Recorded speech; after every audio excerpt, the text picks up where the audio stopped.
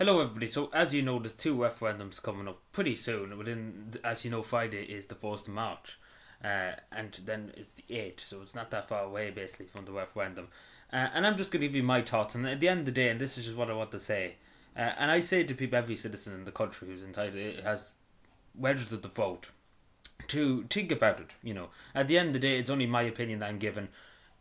If you agree, you agree. If you disagree, you disagree. It's your constitutional right to have your say, to have your feelings be heard. If you agree with it, if you don't agree with it, that's what these things are for. It's a democracy, as the government keeps telling us. But again, they act like not like a democracy. But look, that's a different story for down there.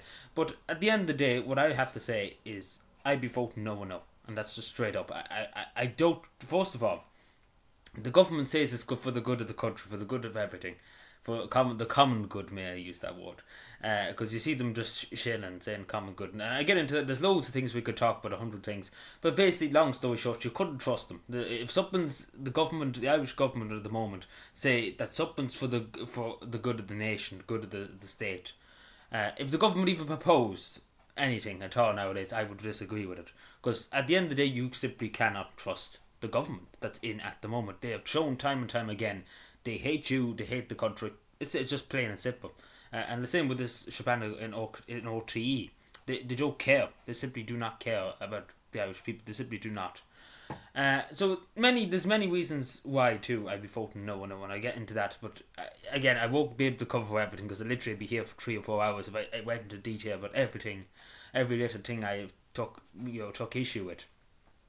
But the main reason is, particularly to do with the family. Now, if you asked any TD or any senator now this simple question, they simply wouldn't be able to answer you. What is a woman? And this is the most controversial thing you probably ever hear anybody ever say. But there is only two genders. Like, they always say they trust the science. During COVID, they were like, trust the science, trust this, trust that. But the science does say there's only a woman and a man. And that's it. There's no other 109 billion genders. And that's just putting it straight. And that's just my opinion. That is my personal opinion. That there is, and it is, the science does back it up, there is only two genders in the world, as simple as that. A family, in my opinion, and this has always been my strong belief, has been something that's pro-life, that's pro-family, that a mother and a father, a man and a woman, only a woman can give birth to a child. No man can give birth on earth. As simple as that. It was never... Science never created. God never created it. I know they love to take the word God out of the, they love to not have God in the picture, but sure, look at, but that's the basic facts here, that a family is a man and a woman, along with how many ever children they have, 3 or 4 children. And I do think it's the role, and this is the most important thing I think, because the role of the state, the Irish state in particular now, is that the children of the nation that have been born at the moment are the future of the country. They are the future. They are the next generation. In 20 years, in 30 years' time, I could be dead. This generation, we basically, we're only here for on a holiday, basically, in life. And it's the generation that comes that's going to take over from us, the nation that we have built, whatever the state that may be. But you get what I'm saying? So it is the priority, in my opinion, it is the priority of the state to look after a man and a woman who have children. And I do think that's the most important thing. And I think we should always prioritise that the children of the nation that have been brought up at the moment are looked after. And I don't think, and changing the definition of a family is just trying to, basically destroy the family. They hate families, they hate children, the government, they hate that.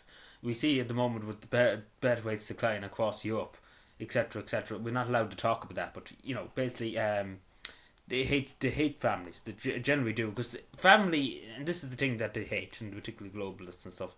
They hate unity. They hate that people have something to fight for, that they won't just sit down and shut up and say nothing, because people are willing to fight for their children's future, and that's as simple as that. They're willing to stand up and say, my children's future is more important than whatever Klaus Schwab says in the World Economic Forum. And that's just the plain facts of it, and even though they wouldn't admit it. But that is my general opinion, that there is only 2 genders, a man and a woman, and the family is a man and a woman. If you want to go off and do something else, you're perfectly entitled to do that. But I think the state's primary role should be to support anybody who has children. I think that should be the family. And simple as that. And there's no two ways about it in my way. And the same with a woman's place in the home, basically. So basically, in this regard, obviously everybody wants equality. We go back maybe 20, 30 years ago in the state, in the Irish Free State here. There was unspoken rules, I suppose. It wasn't technically in the constitution.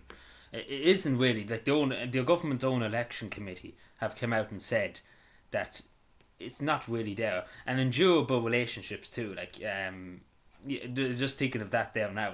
Sending a Christmas card. Very very flattering, isn't it? But just to say it straight, it makes no difference. It never was in the constitution. It's not in it now. As you see, women have jobs and stuff, and they really should. Like years ago, even though people have a right to decide, particularly if you have a child or anything, they have a right for a mother or father to say, I want to spend time working at the home. If I have 2 or 3 children, I have to look after them. There's a lot of responsibilities, it's a lot of stuff they need to do, and I get that. But I think people should have that option too. So I deem it that it should be just left the way it is, to be totally honest. Because it really makes no difference to Irish society. Women still have their jobs and stuff like that. It makes no difference, to be totally honest. I know it's all equality and stuff like that. And I will admit the rules that were years ago forcing women to leave their jobs if they had a child or anything like that were very cruel and stuff like that. We're obviously in a different country now. They have the option. People have the option. People have the right to choose what they want for their future. And that's as simple as that. And the next thing I take big issue with is that they want to replace with care in the home, recognising care in the home. Now that all sounds very good if you have sick relatives or anything, then you look after them when you're on carers allowance or something like that. But it's particularly the particular issue I take with this. Like I could go into every detail. I'm trying to run through it as fast as I can. Everything. Like I'm probably forgetting a million things because I have to literally run through so much. I literally could be here for 3 hours. So if I missed anything, please do let me know on one of my live streams and I will address it. Because I've thought about this very figuratively now, and I've listened to many opinions on different things. That what the government are basically doing here is like holding the carrot to people, the people with disabilities and stuff like that, and to need people to care for them in the home, and they want to replace that. Now they're holding the carrot to people, saying we're going to give more money to people if you vote yes, to care in the home and stuff like that. But the question is, and the question has to be asked, you could do that in the morning if you really, really wanted to. It's like, it's just kind of gaslighting people in a way, and just kind of pressurising people to vote whatever the government is doing. And that's just my opinion on it. It's straight to be seen. Because there is loads of suffering, and we do have to acknowledge this. I know what to replace, but it does have to be addressed, even if the referendum didn't pass. It still has to be addressed because there's so many people suffering at the moment at home, and they're basically just been abandoned by the state, and that shouldn't be the case. But I generally do not think replacing that with care in the home, acknowledging care in the home, and etc. is going to benefit anybody. Because let's be fair, at this moment in time, the Constitution only exists, like we've seen it during COVID.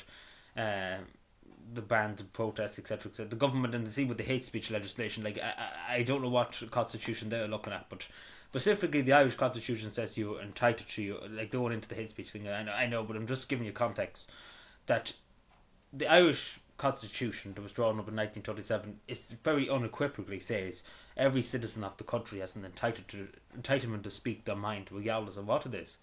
As long as it's not inciting violence or anything like that, if you have an opinion, you're allowed to share it. So that's a democracy. You're allowed to have an opinion. You can't be arrested for an opinion. Obviously, unless you're threatening people, because obviously that's inciting hatred or anything like that. And that's obviously understandable. I'm sure everybody would agree that's understandable. If you're saying we should do this and we should do that and we should be violent and stuff like that, you shouldn't do that. Obviously, of course not.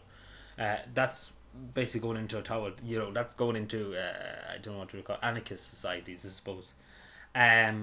But yeah, no, like first of all, like before I sum up all this video, if you ask the TD now what is a woman, they could honestly not tell you what a woman is, even though they watch the vote on it. Like it's beyond ridiculous. And none of them have the guts to really say, the TDs or senators or councillors have no guts to say there's only two genders. A woman can only get pregnant. Simple as that. A man can't get pregnant. Simple as that's the simple facts of life. It's been for millions of years. God created the earth, and I know that they hate the word God. But see, this is the thing. they don't want family because God, is a symbol of the family, I suppose, in the way. Is the future generation, etc., etc. And I know the left are just crying at the moment, but sure enough. No, you get what I'm saying. I'm sure people get the gist of what I'm saying. That's just my opinion. Again, if you disagree, you know every right under the sun to vote yes, But I generally could not bring myself, and I might as well tell you straight, I generally could not bring myself to vote yes and yes. Not even that, just to even give the government yes and yes. I simply wouldn't do it. Like time and time again, the government has showed they only do this. There's basically something behind this, and not even to go into the next thing. This is kind of conspiratorial in a way. That I do think that the government will bring in loads of people who come from Timbuktu in the morning. They bring in their whole family. They bring in the cat and the mother, and they bring in everybody basically. They bring in the whole family. They bring the dogs. They bring the horse. They bring everybody. If you turned up from Timbuktu without a passport and you let into the country and you claim asylum, they let all your family, your neighbours, everybody in. Like at the end of the day, let's be fair, they nearly would. To be totally honest, you couldn't trust them to give them that power because they probably would. Family reunification, it happened every day of the week. There'd be people brought in for Timbuktu because their family members here and they'd be able to claim everything under the sun. And it's the truth. Like you honestly couldn't trust the government with that because at the moment. Because there's definitely something behind it. Because as I say, it's not for the greater, it's not for the good of the people or anything like that. Like there's something behind this, the government what to do. It's something they're not saying. But again, it might be just my conspiracy theory going a bit rife. But and it goes down to trust, and this is the biggest thing. It goes down to trust. I do not trust them. If they even came out nowadays and said, we're going to give everybody €1 billion, everyone in the country €1 billion, I'd be very suspicious of why they're doing that. Basically, I couldn't trust them, and that's to be totally honest, I don't trust our government, and that's just saying it straight. That's just telling you straight. They have shown time and time again incompetence, like utter contempt, not even incompetence, utter contempt for the people of Ireland. They've shown time and time again. Not even that. They've ignored the constitution up these times.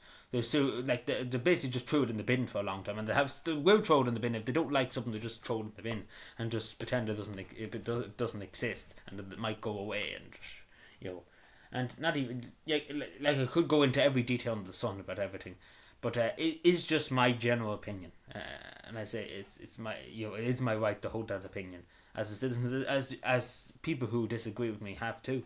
They have the right to disagree, because at the end of the day, you and I are both citizens of the country. You're entitled to disagree. It is a free state. It is a democracy. We're so-called free state and so-called democracy, but you're entitled to disagree. And I do respect people for having an opinion. It is tough nowadays in the political scenario, the political world we live in now, to have an opinion, particularly people on the no side, because you'd be demonized, you'd be called this, you'd be called that, you'd be called the other. It's just all kind of fear tactics and terror. Just saying, oh, we do this and we do that to you. It's just all kind of fear tactics. Then I leave you to it. Do think about it. I do say to people, listen to what I said, listen to other people, what people have said on the no side, even listen to people on the yes side if you really, really want to. But basically, have a think tonight or have a think tomorrow night, whenever you're watching this, before you go to the polls. And do think about all the repercussions of this, because it does have repercussions beyond belief. The same as every referendum, but as I say, at the end of the day, if you vote yes, you vote yes, and I respect anybody who makes up the mind and says, I want to vote yes. Again, it's your own opinion. That's as simple as that. I'm not going to look down upon somebody for voting yes or anything like that. As I say, you're your own person, your own citizen. You're perfectly entitled to agree with the government, to agree with whatever. It's the same as I have the right to believe in whatever too. Obviously within reason. You can't just say the government are run by aliens or something like that. That'd be a bit astronomical. But anyway, thank you for watching. Subscribe for more, and I talk to you later. Bye.